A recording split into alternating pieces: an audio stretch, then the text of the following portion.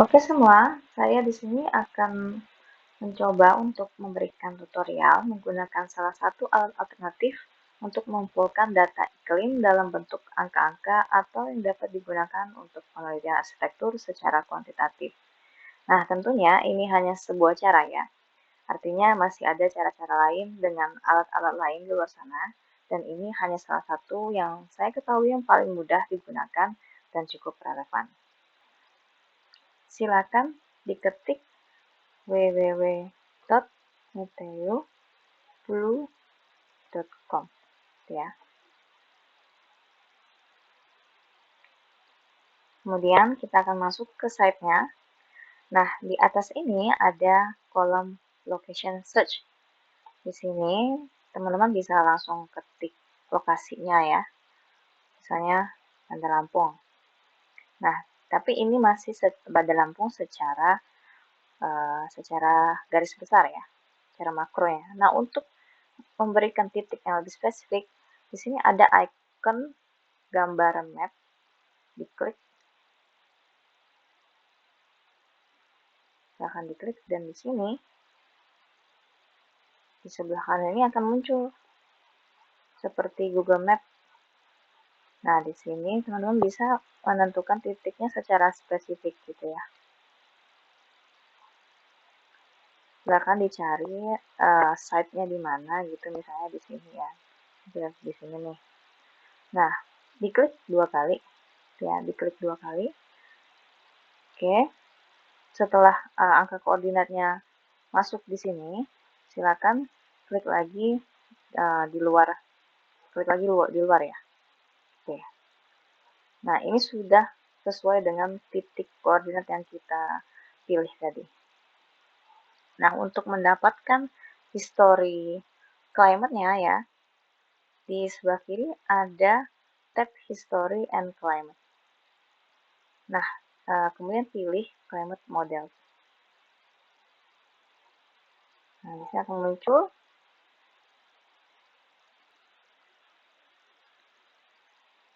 Nah, di sini muncul ya data statistik average temperatures and precipitation, atau ini data rata-rata temperatur dan curah hujan selama 1 tahun.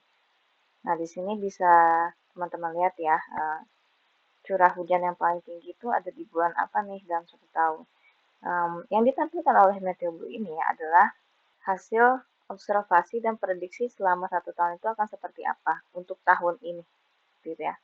Untuk tahun ini dari Januari sampai Desembernya. Nah, bisa dilihat di sini um, tingkat presipitasi atau tingkat curah hujan yang paling tinggi itu ada di bulan Januari, Desember, November, Februari, Maret gitu ya. Dan yang paling rendah itu ada di Agustus. Nah, di sini juga bisa lihat nih average temperaturnya selama 1 tahun. Kemudian setelah itu ada ini ya, kondisi langit. Ini kondisi langit cloudy, sunny, precipitation. Cloudy artinya langitnya berawan, ya banyak awan, terus langitnya sunny, langit cerah gitu ya. Bisa dilihat ini yang paling cerah itu di Agustus gitu ya. Di sini juga tadi di Agustus yang paling sedikit curah hujan gitu ya. Nah, kemudian ada maksimum temperatur. Nah, ini rata-rata temperatur selama 1 tahun gitu ya, setiap bulannya. Kita lihat lagi nih, ini yang paling tinggi juga berada di bulan Agustus. Terus ke bawah lagi, nah ini presipitasi ya, tingkat curah hujan ya. Kemudian ada kecepatan angin tuh. Bisa dilihat di sini ternyata di bulan Oktober, ya, di bulan Oktober ternyata ada angin yang cukup kencang gitu ya. Angin yang cukup kencang itu paling banyak di bulan Oktober. Nah, kemudian terakhir ada windrows yang menunjukkan arah angin dominan gitu ya. Jadi kita bisa tahu nih, paling dominan itu biasanya dalam 1 tahun itu anginnya itu berhembus dari mana gitu. Kalau dari data ini dari southwest, terus ada di sekitarnya ya, di sini berarti jadi anginnya tuh kemungkinan besar akan banyak datang dari arah arah ini atau dari arah ini bisa jadi ya. Nah, teman-teman bisa download juga ini. Ya bisa di-download PNG, JPEG juga bisa, bahkan vektor pun bisa gitu. Artinya kita bisa download ini kemudian superimpose-kan gitu ya, disumperimpose-kan ke gambar lain, misalnya ke gambar site-nya, ke gambar apa masa bangunannya gitu ya. Nah, sebenarnya semua data-data ini kalau kita tidak bisa menginterpretasikannya itu akan percuma. Nah, artinya apa? Kalau sudah dapat data ini, kita kan tahu nih ternyata yang paling panas itu bulan Agustus, ya kan ya? Karena dari lihat di sini ya, curah hujan paling rendah, kemudian eh, kondisi langit paling cerah, kemudian juga temperatur maksimal paling tinggi gitu. Semua itu di bulan Agustus gitu ya. Artinya ketika teman-teman ingin mencoba melakukan eksperimen ya, eksperimen atau sebuah yang uji coba desain kalian gitu ya, menggunakan tools lain, misalnya dengan uji coba dengan bayangan ya, uji coba bayangan dari sinar matahari, itu menggunakan data waktunya di bulan Agustus gitu, karena di situ yang paling paling panjang mataharinya ya, paling panjang siang hari dan juga paling panas gitu ya. Bulan Agustus saja tidak perlu semua bulan dimasukkan datanya begitu. Itu fungsinya dari data ini gitu. Kemudian selain statistik rata-rata selama 1 tahun, kita juga bisa melihat weather maps. Weather maps-nya di sebelah sini ada weather maps ya.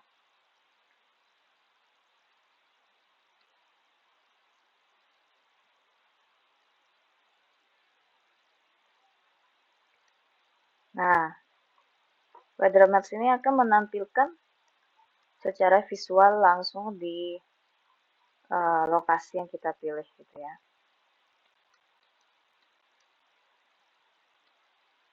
Tapi ini real time.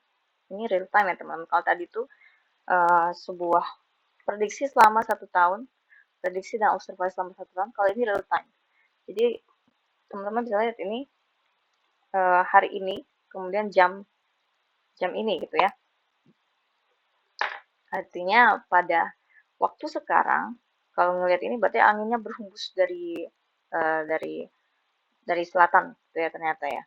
Kalau sekarang ini bisa dijadikan untuk visualisasi gitu ya. Dan bisa diubah nih.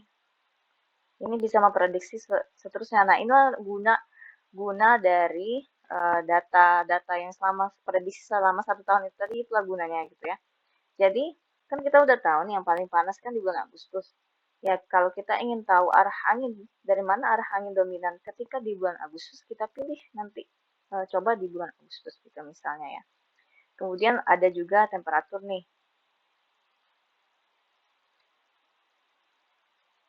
Temperatur nih ya.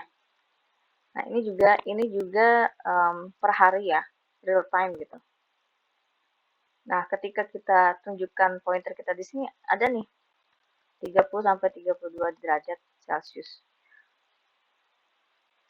Nah, nanti bisa dikaitkan dengan standar kenyamanan termal manusia itu di Indonesia itu berapa gitu kan.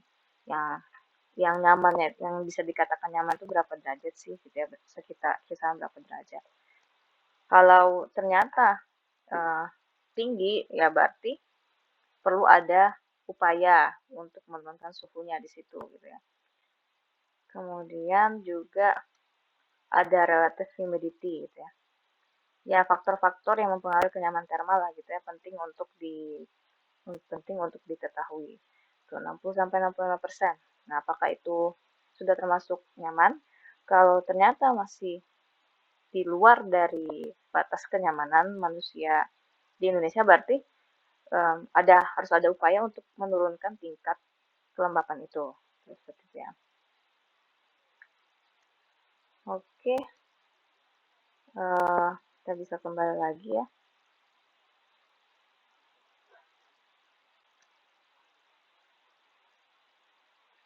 Ya, kurang lebih seperti itu ya, cara gathering data klaim di suatu lokasi gitu. Tentunya ini tidak bisa juga dibilang 100% akurat gitu ya.